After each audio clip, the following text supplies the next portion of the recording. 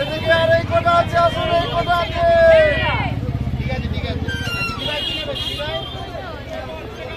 Selfie হবে, selfie হবে, selfie হবে।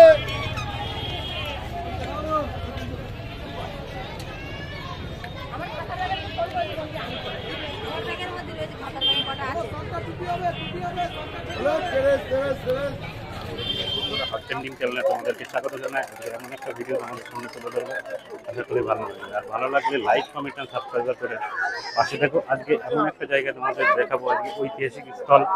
তোমরা বুঝতেই পারছো, একে একে পুরো ডিটেলস তোমাদেরকে আমি বলবো এবং পুরো ভিউ এবং খুঁটিনাটি সব তথ্য তোমাদেরকে দেখাবো।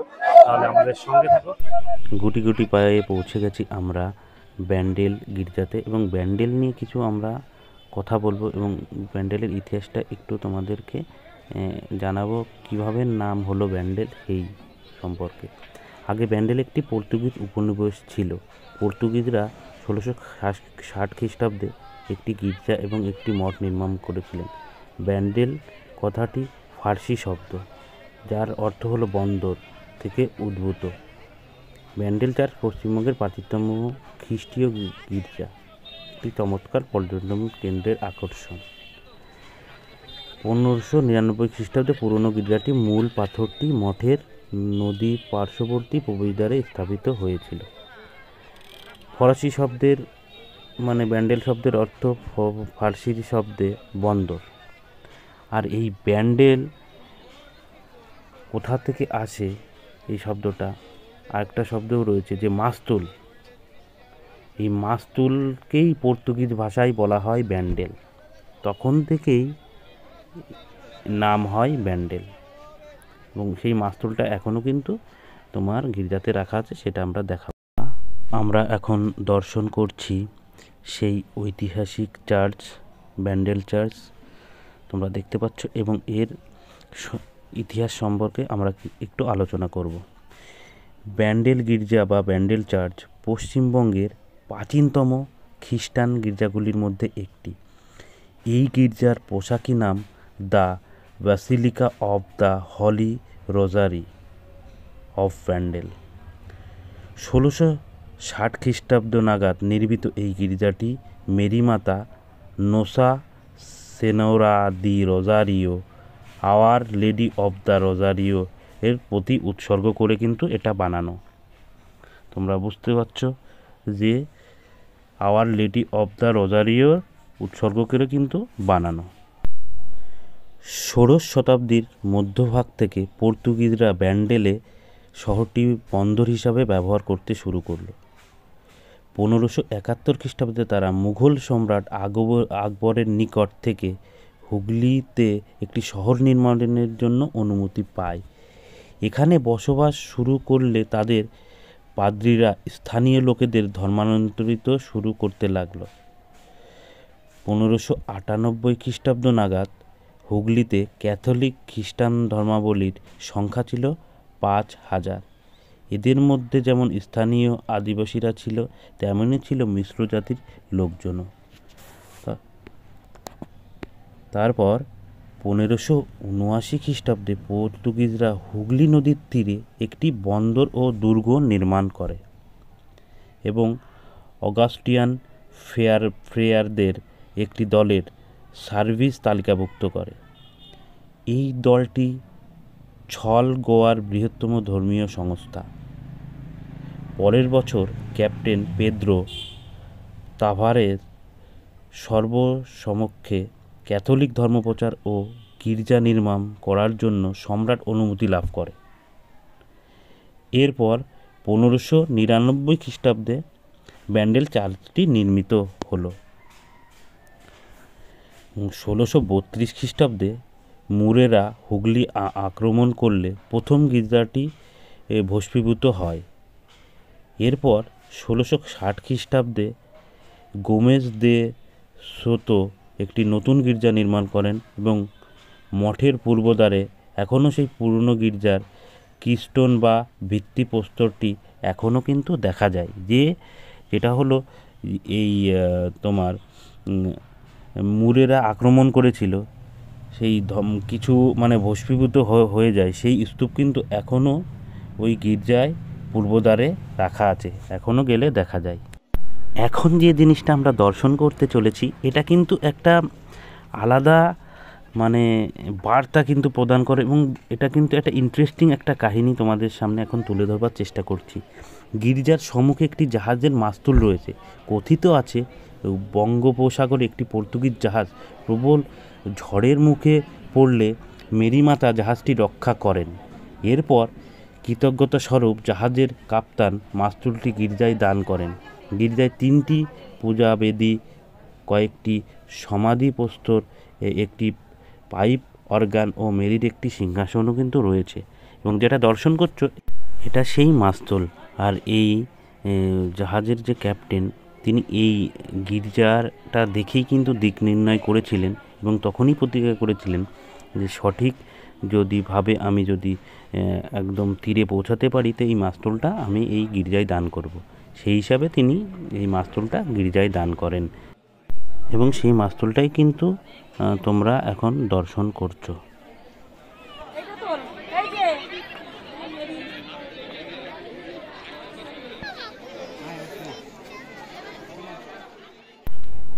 এরপরে আমরা আস্তে আস্তে গির্জাটির মধ্যে প্রবেশ করব, এবং গির্জার মধ্যে যেসব তথ্যগুলো এবং সাইট সিনগুলো রয়েছে আমরা বিস্তারিত তোমাদেরকে দেখা দেবো।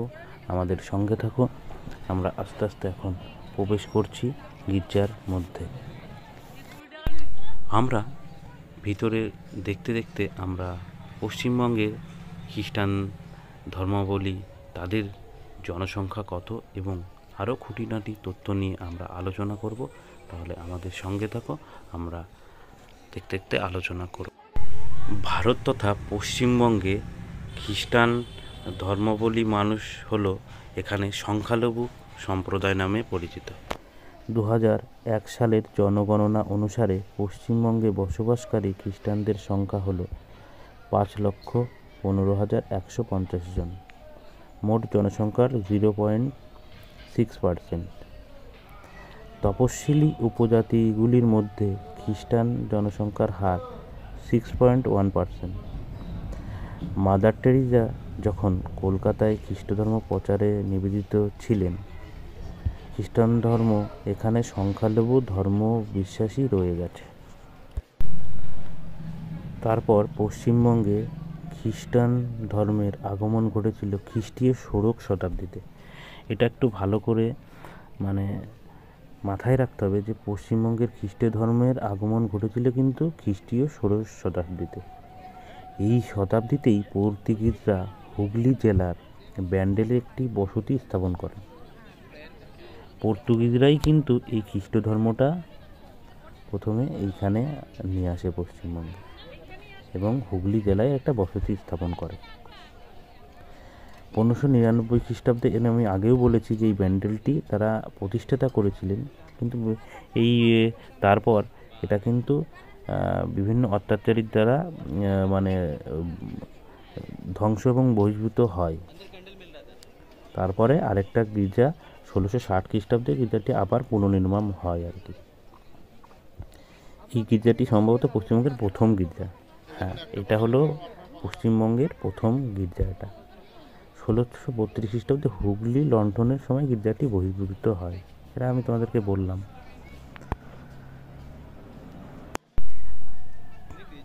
তারপর ব্যাপটিস্ট মিশনারি সোসাইটির প্রতিষ্ঠাতা উইলিয়াম কেরি 1793 খ্রিস্টাব্দে ভারতে এসেছিলেন।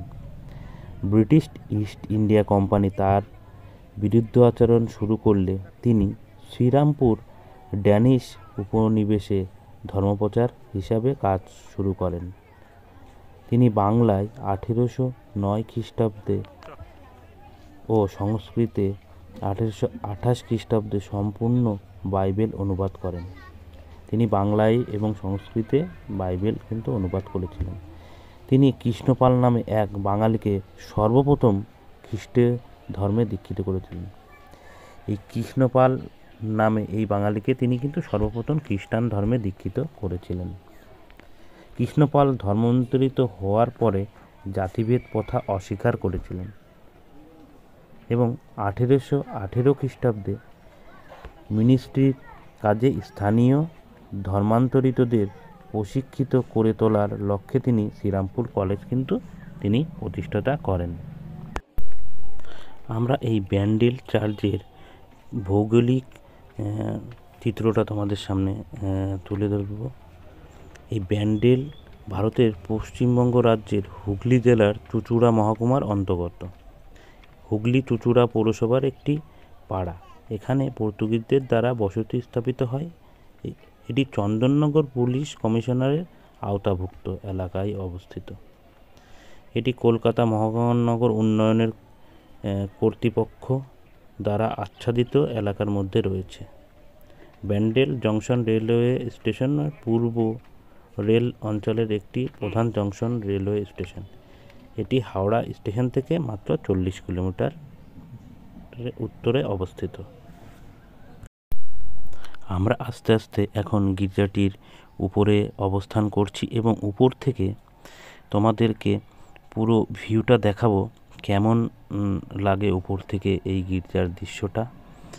আর তোমার উপরের যেসব মানে জিনিসগুলো রয়েছে সেগুলো তোমাদেরকে আমি ঘুরে ঘুরে দেখাবো, কোনো জিনিস স্কিপ না করে পুরো তথ্য তোমাদের সামনে আমি তুলে ধরবার চেষ্টা করছি এবং এই তোমার ভিডিওর মাধ্যমে তোমরা দেখতে থাকো। এটা একদম তোমার গির্জার উপরে এই তোমার এটি অবস্থিত। একদম উপরে উঠলেই তোমরা দেখতে পাবে এবং সুন্দর একটা তোমার মামারিয়ার মূর্তি রয়েছে এবং যিশু কোলে অবস্থায়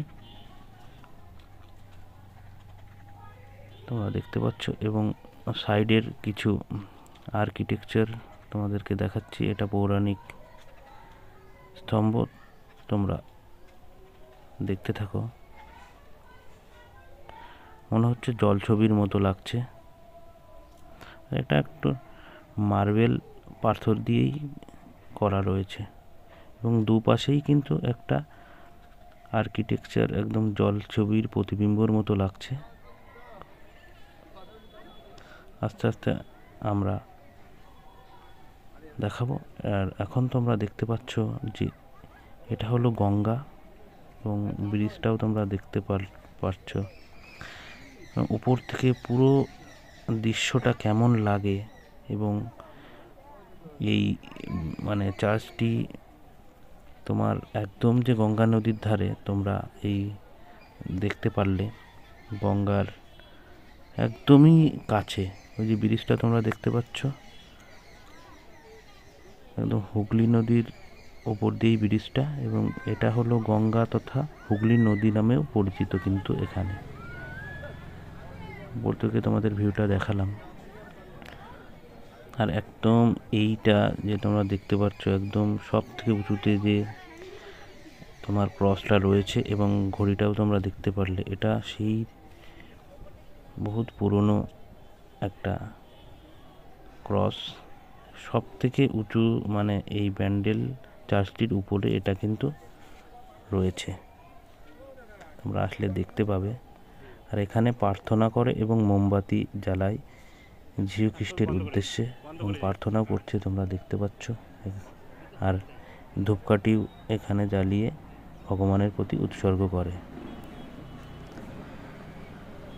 আমি উঁচু থেকে তোমার বাইরের যে এন্ট্রি গেটের দৃশ্যটা এবং দেখাবো। তোমরা দেখতে পাচ্ছ প্রচুর লোকের সমাগম কিন্তু ঘটেছে আজকে। উঁচু থেকে কেমন লাগে বাইরের দৃশ্যটা তোমরা দেখতে পেলে। আস্তে আস্তে আমরা এখন নিচের দিকে নামবো এবং নামতে নামতে আমরা দেখব এবং নিচে নেমে আস্তে আস্তে যে গির্জার ভিতরে যে উপাসনা গৃহ রয়েছে সেখানে আমরা এখন প্রবেশ করব। তোমরা সঙ্গে থাকো।